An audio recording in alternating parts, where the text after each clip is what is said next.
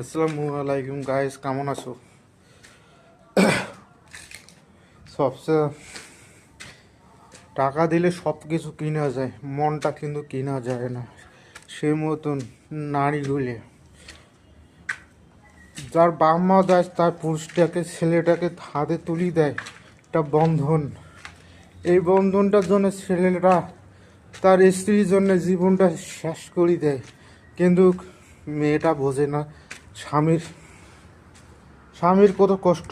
আর বাইরে দেশে আসিয়া কাজ করে চাকরির জন্য স্বামীটা স্ত্রী কাজ করে প্রবাসী স্ত্রীর জন্যে সারা জীবন স্ত্রীটাকে ভালোবাসাবে, তাকে খাওয়াইবে, কষ্ট করবে, মেহনত করবে। তার জন্য তো আজ প্রবাসে কাজ করে জীবন ঝুঁকি নিয়ে কাজ করে, কিন্তু মনটা কোনো দিন বোঝে না। এমন নারী আছে সংসারে কোনো যায় না, তার স্বামীকে চায়। সব নারী এক হয় না।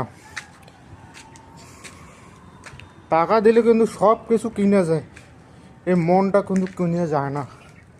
এই মনটা কিনা যায় না কোনো দিন। মনটা শুধু খেলা পুতুল।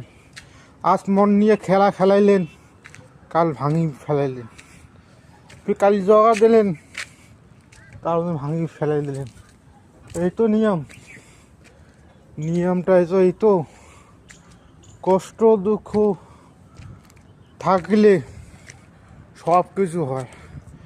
আর দুইজন যদি এক মন হয়ে যায়, কোনো দিন কাউ আলাদা করে পায় না। ওই জন্য স্বামী স্ত্রী থাকা করে মিলে মিশে যেন যত ঝড় আসুক তুফান আসুক, কেউ যেন কিছু করি যেন পায় না।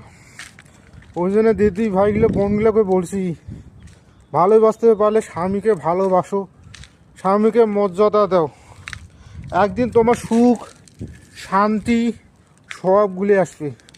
আল্লাহ বলছে যে স্ত্রীটা সে স্বামীটা মিলন নাই, মহাব্বত নাই, ভালোবাসা নাই, কোনোদিন সুখ শান্তি দুনিয়া থেকে উড়িয়ে যাবে।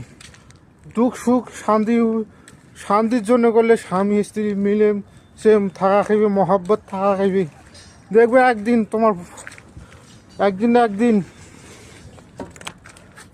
ভালোবাসা অবশ্যই তোমার আসি যাবে। ওই জন্য বলি বোন, যত হোক স্বামীকে ভালোবাসো, স্বামীকে মর্যাদা দাও। দেখবেন কোনো দিন হবে না। স্বামীটা যে